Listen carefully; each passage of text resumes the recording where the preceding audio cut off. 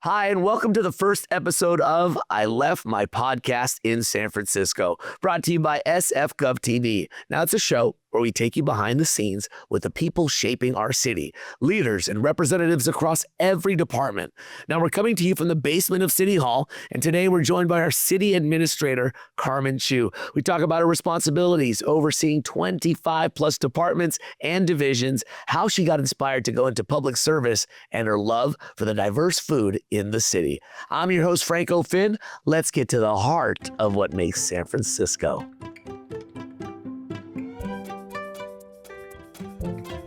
Yeah, we'll have a good time. We'll just, chat. I know we know each other. So tell me about, what is this? Tell me about this podcast. So basically, we were talking about doing some, a podcast to kind of get to know people a little bit more in San Francisco. Oh, yeah. And really just get to know them on a different level. And that's why they brought me, because I'm not into, heavy politics or any kind of this stuff. But LSF, Leadership San Francisco, shout out to that, really peeled back the curtains and opened up this kind of portal for me to work with SFGovTV. And I'm a true San Franciscan, born and raised here, I'm curious to know. Like, I see you at so many events. I know. And I'm like, hey, Carmen, give you hugs, this and that.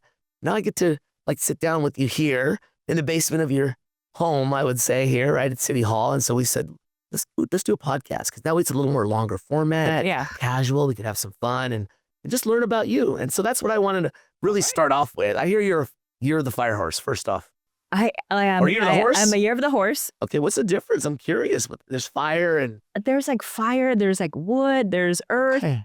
I think I'm an earth horse. It's an earth horse. I'm well-grounded. Okay, yeah, tell me a little bit about the horse qualities. I mean, if it's real or not, I don't know. But I mean, horses, I think, supposedly are, animals that they are instruments of war, performance, but also agriculture and productivity. So I think horses are pretty versatile animals generally. I think those are all things that I could be. Yeah. Do you feel like do you embody that? Like, and then you say earth horse, so that's a different type of quality than a fire horse, which is now, That's right. That's right. Well, I think earth horses, they are part of the production of agriculture, land, and they, they really kind of like are instruments of farmers and instruments of, people who are kind of close to the earth. So I think really, in my mind, if there is one kind of thing that I really gravitate to with horses, it's really this idea of like, an honest day's work, right? Honest day's work. And I think that for me, that very much is a part of my own personality, which is my mom and dad were immigrants and they came here a long time ago. Yeah. And they work hard. They work so much harder than any of my worst days, really. And I think about like hard how work, really they're like in the work. kitchen, early hours, late into the night, so, and they never got a break. And so, to be honest, I think they've really taught me this idea of like an honest day's work and why that's important. So like, you need that feeling of satisfaction when you work in your garden and you kind of get the weeds out. It's like, okay, you can see like the productivity of what you've done. So I feel very much like if in my world, so much of the work that we do are kind of endless challenges, problems that are big, hard to solve, that like being able to kind of make progress towards those big challenges are important. And I think that's something that I embody. Well, that's great. We're going to get into obviously the great work you've been doing. You've dedicated your whole life pretty much to public service here, especially a good chunk of it here in San Francisco, right? But let's dial it back, because I do want to follow up on it. You're the horse, and I believe in all these type of things. This is like new beginnings for me. I'm the snake and whatnot. So last year. That was last year, and shedding my skin and all that. I feel a shift too. So I'm like, I'm ready to mount this horse and let's go forward. And I really feel that energy. But I want to hear about you and your family upbringing. Like, what were, New Year's like for you? How did you celebrate? Did you celebrate growing up? Oh, we did. Big time? Like, we did. You really into it? Out of all of the holidays, I'd say New Year is probably the biggest one it's the biggest one in our family. I mean, above like even birthdays or any of those. It's the most important thing. Most important all year. And what did you do to prepare? Like how intense was it? Because I hear a lot of stories like, oh, my parents made me roll this, make this. Like, I mean, it was like work. It was intense. But the biggest thing I would say is like cleaning the house actually was like the biggest part of like getting ready. It was like really kind of like sweeping away the old, cleaning up kind of like what was the year before essentially, and getting ready with a new home. So like it was intense because we were cleaning everything, like the bathrooms, like the kitchens, everything. We were cleaning the stoves, all of that. But my parents, they worked at the restaurant, so we actually didn't get to see them that often because they were all like always every working. single day working. But on New Year's, there was always this like, you always start off the morning the way you want your year to go. So, with I like that, family, yes. with sweets, with good tidings, like all of those things were really important. So even though we didn't kind of go like this whole all out like dinners and everything because my parents were working, Yeah. there was always this feeling of like you start the year the way you want the rest of the year to go. And so like anything that is positive, all of those like eating good food, saying good things, like hugging your loved ones, like those small gestures were the things that I most remember kind of growing up as a kid. Thank you for sharing that. Yeah. I always hear my mom in my head always saying like, fix your bed, make your bed, like, because that'll set the tone for the rest of the day. Yeah. And I never understand like, why does making my bed have to do with anything like that? But it's really like you start like clean and you're good and you're fresh your whole day, your whole year, whatever you want to look at will be good. Yeah. So that just reminded me of that, Yeah. just kind of that fresh new beginnings. Yeah. Like my mom would tell me every day because I was a very sloppy. It's just like, So anyways, let's talk about San Francisco now.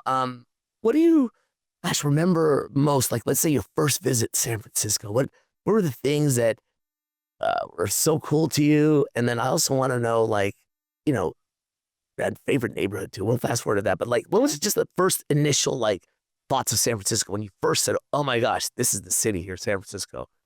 I mean, honestly, I think that the first thing that struck me in San Francisco was the diversity in the city. Yeah. Just seeing different people. Just seeing how many Asian Pacific Americans there were in San Francisco was a huge thing. You go anywhere else in the country and you don't get kind of this kind of a grouping of people, right? And so that to me really struck out when I was a kid. I grew up in Southern California, and in my neighborhood, which was East LA, actually, we were predominantly communities of Latin American origin. And so there was definitely, Chinese and other immigrants too, but we were definitely the minority. So it felt very different kind of growing up in that environment, right? And then coming here and saying totally like a big flip, right? And you saw more here and say, whoa, you see a huge diversity of, the different kinds of restaurants that are here, people walking up and down the streets, like all over. And that really struck me as a kid. And it felt very much like, oh, this feels like home. I see my grandma and grandpa like shopping down the street, right? So it was a very different feeling. I remember that really striking me as a kid, kind of first coming to San Francisco. Nice. Let's put this back a little bit, or forward rather. Is that better? There we go. All right. Because we want to make sure that we can hear you good. This is good. Thank you for sharing that. And I'm born and raised here in San Francisco, so I didn't know any better. I tell you, I would see newscasters, broadcasters, a few of them Asian, that's more Asian American, that look like me and us. And I was like, it's a big deal though. It's a big deal. For kids to see you, for example, being out there, being the face, it's like, oh, I could see myself doing that because you kind of like learn and you kind of internalize what's possible by what you see, right? It's very true. When you see people that are like, they think, oh, I could do that. And I'm like the first Asian American hype man in the NBA. Like, I didn't think about it at the time because I live in this bubble in San Francisco. Because look at our population. We have a lot of the Asian API community love basketball. Yep. So it's like a perfect fit. But you look around the country, you're like, no, it's not quite like that. Yeah. Yeah. Okay. Let's talk about maybe some neighborhoods here in San Francisco.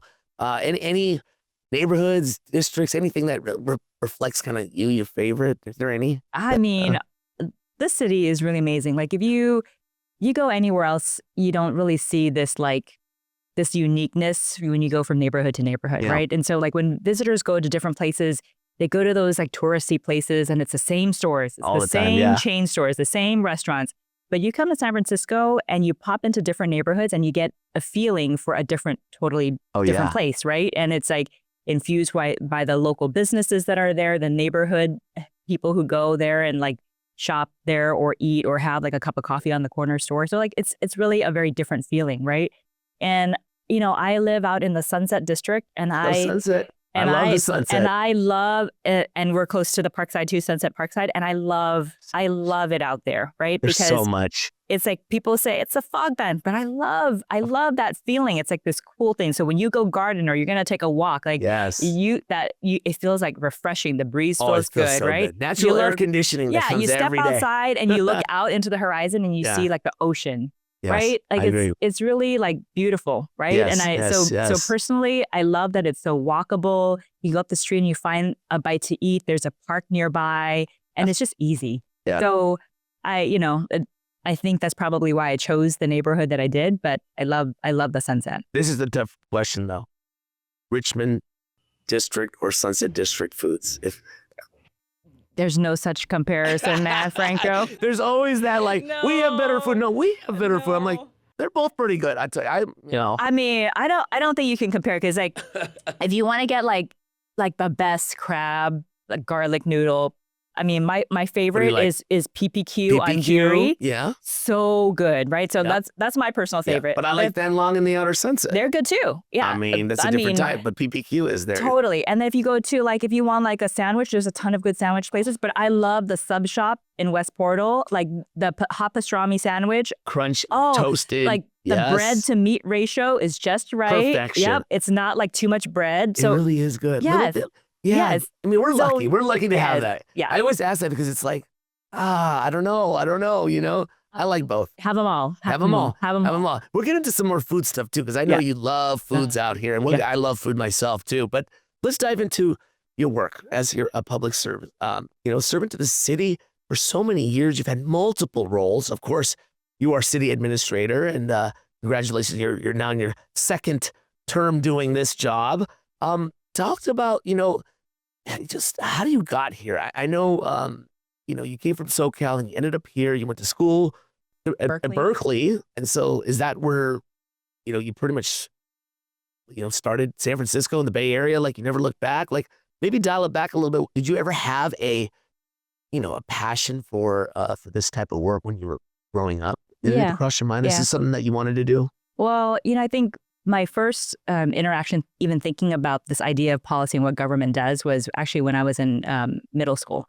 And it happened because we had in LA something called the LA riots. And so my parents had a restaurant out in Inglewood, California. And on the first day of the riots, I remember being a little kid and my parents didn't call. They always work late at night and they didn't get home until at least like 11 o'clock. But that night in particular, they didn't call. And that was before cell phones were prominent, right? So, there was a time when we weren't that connected, right? And it wasn't until, really, really late that we found out my parents' car was stolen at gunpoint that first night of the riots. Yeah. They paid someone to get back to Chinatown, and they luckily made it home safe. But like for that whole week, we were really kind of watching when the riots were, there were a lot of people burning different buildings down. There were people with guns on the roof. I mean, it was a really scary time. It was a rough time. It was a very tough time. It was scary for all sorts of reasons. And, I remember that fear as a kid. I remember smelling the ash from where we live. Like, I mean, because it was so pervasive, right? The fires were so big and they were spread everywhere, right? Wow. And I remember just really thinking about like, why is this happening? And I remember like a lot of conversations around, well, we talked a lot about what were the opportunities that existed or didn't exist in communities. Yeah. What was government's role in trying to create opportunity and making sure that we level the playing field. Yeah. So there were a lot of those kinds of conversations. I think ever since that time, it kind of sparked in me this question about like, well, like the world that we live in is a construct that we've created. Like we've created those opportunities or we create barriers and people come in with all sorts of different, starting points. My parents were immigrants who didn't have money, who couldn't speak English well, who, were discriminated against when they went to receive services sometimes. Like people would make fun of them, right? And you saw that you were observing every single like, wow, that's not right. That's not right. And like as a kid, you see this and you know that those things are just not right, right? And you also know that, but they are equally deserving of respect and equally deserving of services and care. Absolutely. So I think that really kind of instilled in me this idea of like what it is that government does and how can we do something better. And so I, went on to grad school, continue pursuing the interest and just stuck with public policy since then. Why UC Berkeley? The food. When you walked on campus? Well, no, it was between like, I think it was like, I forget, Princeton and Berkeley or something, right? And you chose Berkeley. I did. Yes. Wow. Because, I was like, well, this is like there's food here. Like I remember I told you about how it felt so interesting to be part of such a diverse community. And I felt that in the Bay Area and I really wanted to be part of that. There's a name, is it like the toilet bowl, the Asian ghetto bowl or something. There's like this food that's there in this little thing. Like right around. Yes. Yeah. Yes. Is it yes. called Like near Shattuck or something like that. Yeah. Isn't there, I don't know. there's like a weird name like I don't know what it's where Asian it is toilet anymore. bowl or It was ghetto bowl definitely or not that. There's something like that. It tasted much better. But they call it was like some kind of thing. But anyways, I laugh because I'm like, what is this? Berkeley people would know it. Yeah. I'm butchering this whole thing. I went to Santa Clara University. I just visited friends at Cal and just had fun. But talk about San Francisco. What the attention that why here in San Francisco? How did that kind of usher you from your days there to how did you get involved in San Francisco and said, okay, this is where I'm going to do. This is the city I'm going to pick. Then the rest is kind of history. What was that? I mean, honestly, I think like anybody else, like you don't never kind of really predict where your life is going to take you, right? So I started working under Gavin Newsom's administration when he was mayor, and wanted to get back involved with the city and worked as an analyst there. But like anybody else, like the story goes that I met the love of my life, fell in love, and stayed here. There right? you go. And so we started our family here. My husband is a proud member of the San Francisco Fire Department, a firefighter. And, his family is also a family of immigrants that, first came and landed in the Tenderloin in the city. And since that time, his family has kind of established their roots here, and we got married and are starting our family here. Oh, that's awesome. You have just a couple of kids? I've got two girls. I've got a 6-year-old and I've got a 1-year-old. Wow. But aren't you of 3 girls too? Don't you have sisters? Yes, I have. As well, so all girls? 3 girls. I have 3 girls. We started later in life, but we don't regret it having our girls. They're just amazing. And my sisters are probably like they're my anchors, and we have so much fun when we get together. We laugh, like we're always joking. I love that. We're eating, we're making fun of each other, we're remembering old times. So I think when we were starting our family, we really wanted to have more than one, really, because I just remember what it was like, what a gift it was to have my sisters around. They're like my best friends. Now you get to see this with your they're kids. Not quite there yet, but they play a lot together. They'll get there. There's a lot of fighting, but that's awesome. That's great. And this is home now. This has been home for many years. So let's go into your role now as city administrator. You're going to your second term. What do you hope to do this go around, as you're serving this second term here, and kind of compared to your first term, and what would you like to improve? What are some of the things that you are top of mind that, these are the things I think about before I get to work? Yeah, I think about I think a lot about, because we were just going through this process of being reappointed, and you're very reflective of like, well, what did you accomplish in your last 5 years? And I think a lot about like that time, and I forget what the city went through, but we were coming right out of COVID when I was first appointed.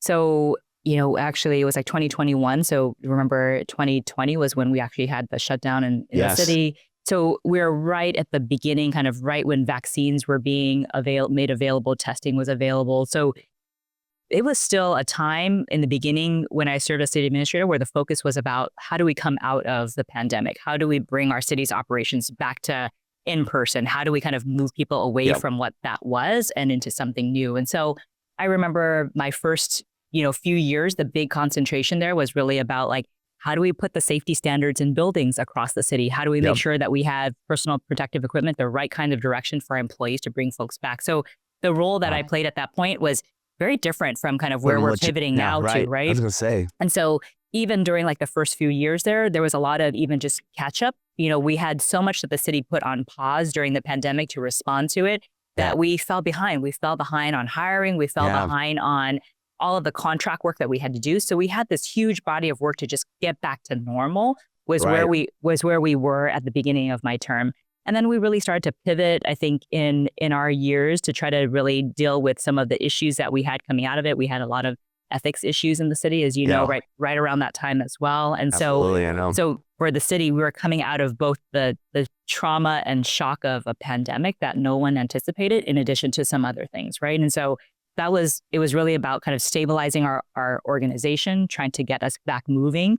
And that was really the big focus of my first term, right? Yeah. And so it's interesting because now we're kind of in a different place where we're pivoting to really see this excitement in the city to be like, we're back. We want to make sure that people remember what the magic of San Francisco is, the wonderful food that we love, like the feeling, like all the diversity, like the arts, like all of the things that make this Huge. place like a great place to come, to live, to visit, to work, all that, right? All of those things add up. Yeah. And helps so with our image here to come back. exactly. Great, And then I think also like with every new mayor and new board, you have new interests and I think new kind of like direction and vision about where they want to see the city go. And so some of this is us making sure that we're responsive to what those needs are and what people are expecting of us. And the world has changed too, right? Yes, like it has. With the world changing, we're seeing a lot more changes related to artificial intelligence, a bunch of different things that are happening in the world. So I think heading into the next term, I think the focus for us is really going to be how is it that we're going to help our government lift up? One of the things I'm really excited about is that we're going to continue to work to bring up our technology infrastructure in the city. So as a city, that might sound super boring, but it is actually, if you think about our day-to-day like personal lives, how connected are we on our telephones?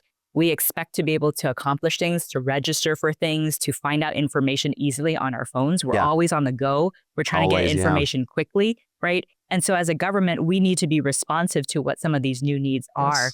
And I think, we as a city typically have not invested very much in technology. It's always been viewed as this like sideways, like backbone, maybe, behind the scenes thing that you invest in that was necessary. But it actually is like, it should be the front door of how we're actually interacting too, right? It's a tool that we need to use to better ourselves. That's right. And it will never replace a human being and the care that a person can provide to someone coming through our doors, but it should be something that helps us do our job in a better way, right?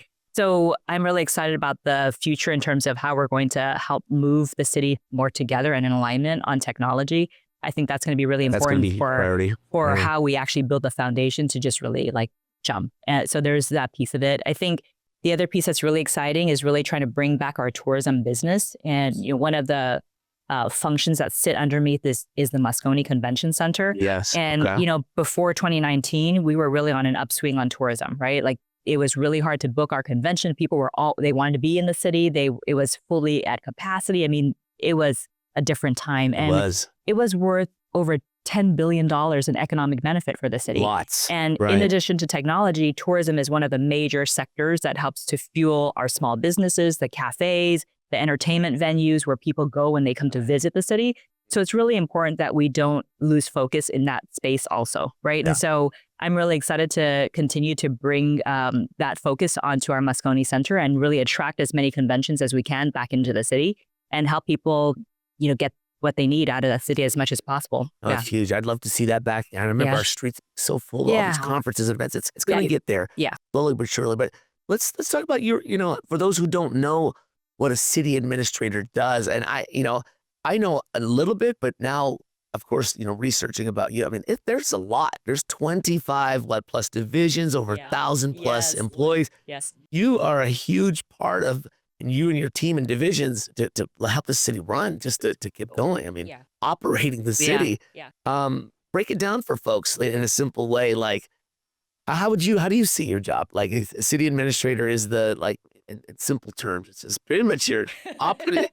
It is one of the best jobs in the world because it is so interesting. It's hard, but it is so interesting. Like in the course of any meeting or any day, I'm going from one topic to the next. I might be talking about animal policies and how it is that we're going to support our stray animals in the city, to how we're going to be helping conventions come to the city, to how do I help a department actually get their contracts through, to what are our long-term planning processes, or what are our plans to be able to invest in our infrastructures on our street, for example. So on any given day, the range of topics and the things that we have to know and be part of is really amazing. It's a lot. And so, but that's what keeps the job really interesting, right? Like you're constantly talking and working with different people on different issues. And to me, that there couldn't be a better job than to be involved and help to craft and move the city forward in that way. So I think for folks who may not know, for the city administrator, we've got 25 different departments, as you mentioned, and they are everything from core internal services, like managing the city's fleet or our cars, to buying technology, to real estate needs, to long-term planning work, like how do we invest in our police facilities, our water systems, and these big things, to our animal shelter, to our medical examiner's office, to, you name it, we've got a little bit of everything. Gosh, you must be a super multitasking mom then. Oh my gosh. Because if you could do this with the city and you've got so many things coming, you got that. You've got it all. Franco, you should see my household from 7 o'clock until 7:50 when we got to get out of the house. It's like breakfast, packing the girls' lunch and snacks, to like getting myself ready, to getting them ready, making sure they've got their jackets and shoes on. It's kind of, it's all the same thing, right? You're super mom. So, that is not, I applaud you for that. And with this role, such a huge role, you still got to be a mom. And you do it, and you just, I do. Unbelievable. But I think the one thing I really hope people see is that it's hard. Like, that work is hard. And you often, as a woman leader, as a mom, feel like you're not doing enough of something, right? Like, I didn't. Oh, yes. And so I just want whoever who is listening to know, like, it's okay to feel sometimes like you haven't done it all, and it is okay. It's like always balancing. So there's no such thing as a super mom. It's just triage, frankly. And it's like what's in front of you that you've kind of got to work on. You just got to do it, yeah. And you got to do, yeah. Okay, so you mentioned 25 city divisions, departments, if you will, that you're responsible for. Is there anything that you're most proud of, reflecting now, like, getting into your second term here? Anything in a particular department that you're so proud of that you'd like to share? Yeah, I think we do a lot of things behind the scenes and just quietly. And I think one of the guiding stars for my office and the people I bring into my office is that there's a unique place for the city administrator's office to help the rest of the city work better. Yeah. So we have all of the different functions that exist in our office that we need to make sure works well. We want to make sure the animal shelter is working well, like all of these different things, right? So that's important. But we also have this lens, the citywide lens, to be like, well, if we're going to spend and invest some of our time to move something and make something better, let's do something that will actually move the needle for all 70 departments, for example, right? Like, let's focus on the things that are really, really hard. And so one of the things that we've really focused is on purchasing and procurement. We spend a lot of money buying things in the city. Services, uniforms, chemicals to treat our water, all of these things. And I think San Francisco is notorious for being difficult to work for. We have a lot of rules. In order to work with us, there's a lot of rules. And there's a lot. Processes and things. Yeah. Yes, I know. I think over the last 2 years, we've been very deliberate to try to ease the way for our departments. So, for example, people might have remembered maybe just a few years ago, we were banned from doing business with 30 different states or more than 30 different states in the country. Now, people will say, well, why? Well, we had all these principles that we were trying to get at. Those principles were good ones, right? We wanted people to treat people with respect and all of that. But what was happening was that we were actually creating an environment where we still had to buy that product. These were things that we still needed to buy because we had to continue running our government services. And there was only one vendor who happened to be in a banned state.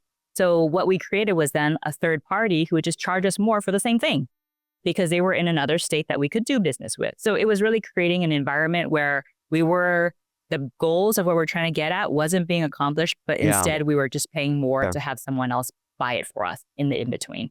So being able to kind of fix some of these things that help make the city run better, I think will just help everyone do their business a little bit better. And to me, it may sound really boring, but if you replicate it by every single department, every time they've got to go do something, it actually really adds up to something meaningful. So I feel very proud of working on those things that people don't really pay attention to, but actually make a difference in how we run. What's your favorite thing about your job? Think how much different things we touch, the varieties. It's that right. You mentioned that. Like, you like having a were you like that too as growing up? Like, you like to do different things, like in high school, were you involved in so many things or just one thing? I think, as a kid, I was a really shy kid. You were shy. I was definitely very much an introvert. And and so maybe what I love is the fact that you could lead in very effective, quiet ways. You don't always have to be out in front, and you can work on really hard things and be successful. Well, you were quoted, you said before, public service is a privilege. Talk about that a little bit more. Why is public service a privilege? You've been doing this for most of your life, public service, and why is that a privilege exactly? I think people trust people in government. They should trust people in government, right? And the things that we do have the ability to impact a lot of people for good or for bad. So to be in a place where you're actually making a decision on what those things are is a privilege, right? Right. You get to Exactly. you get to make the rules. You get to create the structure by which people are either have opportunities or they don't. And if that isn't privilege, I don't know what is, right? So Very true. So I think just being able to recognize that with that comes responsibility, and remembering where you come from and who you're ultimately serving is a really important thing. Oh, yes. I love that that quote there. It is a privilege. It is a privilege, you know, and you really take your job seriously. All the people here. That's why I'm here, because I want to know more. Like, what really drives you? Why do you do the job that you do? Because I am a San Franciscan, born and raised here, and I want to know who my leaders are, what the government is doing for us, and I want to be involved. So you got to ask questions. And so thank you for breaking that down. Let's talk about your love letter to San Francisco. This is I left my podcast in San Francisco. Of course, a play in that famous song, but you know, this city has our hearts in so many ways. You know, I love it because not only I'm from here, but it is that diversity. I see people like me. We celebrate, you know, so much diversity here. I could be me and not be afraid of not being me. You know, I don't look at color or creed in this and that. Like, this city is amazing. We have the beautiful backdrops.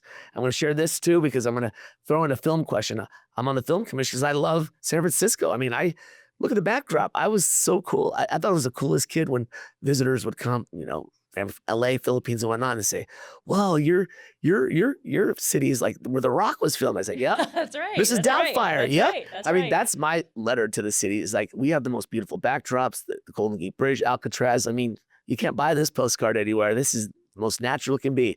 What's your love letter to San Francisco? What's the best thing that you love about this city? Oh man, Besides food, I know we talked about food. I know, but I do love that, right? Like, I think that I love, like, you can walk down any neighborhood street and you are going to see like a Chinese restaurant next to an Italian restaurant, into an Afghani restaurant next to, like, Love whatever, right? And like, and it's not unusual. It's like the norm. It's the norm to see like that diversity, and like for people to celebrate and love each other's food. Yeah. Like, you see that. You see like people who are like, you talk to anybody and they've got their favorite dim sum place. They've got their favorite, you know, like, so it's just to me like that celebration of culture comes with, like, people are connected with food. They're connected with all these shared experiences, and it brings people together. So I really love, I agree. I love that it is such part of our normal, like, day to day, that people, it's just in, like, naturally kind of like gelling, right? You have options. I talked about, like, what are you in the mood for today? Let's get some Asian food. Oh, let's get some Indian food. I mean, we can pick whatever we want. You know, it's like there's traveling the world. And, it's always something good. It is so good. It is so good. Yeah. What's you know, when you're out with your family, what's like a business that you frequent a lot, or you enjoy so much? Like, what does Carmen like to do? Just like, hey, this is, you know, outside of work, I'm just gonna go here with my family, and like, what kind of food is it? Where is it? Do you have a particular business you want to shout out? Anything that? I mean, there are so many good restaurants to shout out, to be honest. But like I said, I love PPQ. It's got a great family restaurant that, you know, it's generations of families that have been kind of like opened up that restaurant and had the crab shack there. Love it. Oh, it's amazing.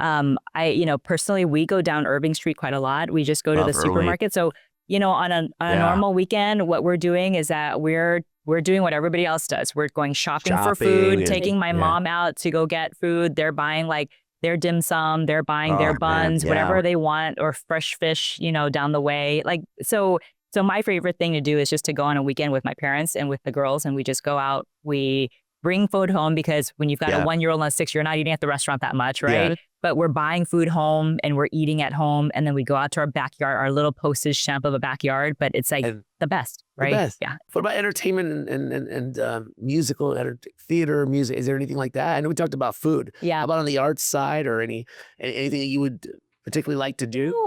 Well, my husband and I have recently, like, finally begun doing like date nights again, because you know, it's hard, right, to get out. But and we have a lot of concerts now, and events and festivals are coming back. Yeah, and actually, we've been to a lot of like concerts recently. What was the latest concert you went to? We went to Lady Gaga. What, you saw Lady? It was so good. What did you think? It was so good. Phenomenal, huh? She's such a great entertainer. Like, from beginning to the end, it's like a whole production. It's not just the music. It's like, there's a whole story. There's like production. There's a dancer. There's like graphics. It's like a whole thing. Yeah. My wife is obsessed with Lady Gaga. We've seen her probably 6-7 times. Yeah. And crazy. But She's so good. But you know who's really good? Who surprised me? And we had her at Chase Center. Who? Billie Eilish. I saw her too. Okay. I did. She was great too. I had no idea. There was a lot of teens But and it there was was a lot of loud. energy. That was the loudest concert I've ever been to. There was a lot going on. Everyone was creeping. I was like, But wasn't she an amazing performer? yes. And you know, she was a phenom at 13 years old or something like that. You know, we know her as now, Billie Eilish, but she was a discovered talent who writes songs with her brother in their bedroom. Wow. 13 or something like that. She has a documentary. You should watch it. Wow. But yeah, Billie Eilish was. I was like, I'm going to she's see good. a different show, something new. And I was joking around. It was kind of like teen church. She was like so like, all right, if you ever felt like this, and these teens were like, yes. And I'm looking around like, yeah, we were once there. It was loud. We've been to a few concerts, and that was definitely like the loudest one I've heard. We went to like a Katy Perry one. We went recently. But it was like the one where like she kind of dropped. That one we oh, were at yes, that show. yes. Yep. That and was then good. I think the next one we're looking for is like Bruce Springsteen. We want to go check in. Yeah, and look at that. We can go from teen shows to Bruce Springsteen legend. This is awesome. No, that's great. Yeah. Let's talk about the headline of San Francisco. What would you like the headline in the next 5 years say, especially under your watch here? What would you like that headline to say about San Francisco in the next 5 years? My gosh, they're gonna be such boring headlines though. no, but what is it? Man? They're gonna be like, San Francisco, easiest place to contract. It'd be like, wow, San Francisco taking care of its buildings and streets. It's like, wow, San Francisco, like we have like figured out how to like efficiently run our fleets, saving fuel. Anymore? What's Thursday's headline? Like, go ahead. What's Friday, Saturday? What's the Sunday edition? Convention business is up and beyond, like surpassing our 2019 levels. Like, I mean, I think like there are so many opportunities. Good. So, and they won't probably, unless Franco, you're writing the story, I'm not sure that we're going to get those headlines out there, but hey, that being said, we're doing. I love that you're honest and candid about that. That's exactly what you want to see. And that's why you're doing what you're doing. Thank you so much for your service as city administrator. This has been amazing. And I want to end with something fun and educational. I want to learn, okay, how do you say, is it gong hei fat choi? I want to say that like the exact pronunciation. I pronounce international players every day as a Warriors announcer. Yeah. How do I say it? Gong hei fat choi? Gong hei fat choi. Gong hei fat choi. Gong hei fat choi. What's the other one? There's another. How about Sam Seung Si Sing? Okay, that's a good one. Sam Seung Seung Si Sing. Sam Seung Si Sing. Yes. Okay. Good. I'm trying. That is like, we hope that your heart's desires come true. Sam Seung Si Sing. I love that. If people had any questions and they want to know more about the work that you do and all the divisions and the people under you and what we're doing here in the city, what's the website? Where can people go to? They should just go to sf.gov/cityadministrator. Okay, sf.gov/cityadministrator. That's right. Okay, well, since you are the first one of our I Left My podcast in San Francisco, my first guest. Yes. We're asking guests to bring a little something to add to this beautiful backdrop, this wall of San Francisco things. Yes. Did you by any chance bring anything? Of course. Try to make it as San Francisco as we could. Of course I did. Here we go. Wow. Okay, so I haven't seen one of those in a long time. Explain. Look, there's a cradle, there's a wire here, right? All right, kids, this is a phone. This is a telephone. telephone. This is a telephone. That's right. So this is actually one of our red phones that exists. It connects, well, if you see kind of these red phones in city departments, in the mayor's office, in the assessor's office, in the city administrator's office, they're all connected through a landline. And it's meant to be kind of this like emergency like connection. Like the emergency hotline. If you need like a call, you need to call somebody. Now, red phone though. It's a red phone because, it's an emergency. It's like, so you don't always use it, right? But we've been taking some of these out of commission because actually we don't really need them as much anymore. So we have to kind of, there's different kinds of Let me see this. Is this circa what, 19? But do you remember? I had a phone like this growing up. Did you? Oh yeah. And tell me, this cord at home would stretch so far, especially when you're trying to. Do you want anybody here? Oh my gosh, right. this was This is great. So this is history. So it is history. Like there aren't that many of these. They're not making these anymore. We're not installing these anymore. But the world is changing. We're transitioning to some voice over IP and some other things, and so we don't need some of these as we transition out of certain offices. But that being said, here we go. Well, this is a reminder of our past. Yes. And as we strive to have a better future, but we got to think about, okay, But it's not cold out. I like that. Let's put it right over here. Yeah, like you kind of got cups, but here you go. Get some cups. We'll rearrange it. We'll rearrange it. Okay, there we go. Right there. I want everyone to see it right in the middle. All right, so could I pick someone to call you if I need something? Well, Just kidding. that'd be possible in our imaginations. Look at that. Oh, that's awesome. I haven't seen one of those in a long time. I know. Well, thank you so much again. Gong hei fa choi. I love it. I love that. This is fantastic. Thanks for joining us on I Left My Podcast here in San Francisco. Thank you, Franco. All right, Carmen. Thank you. Thank you. All right.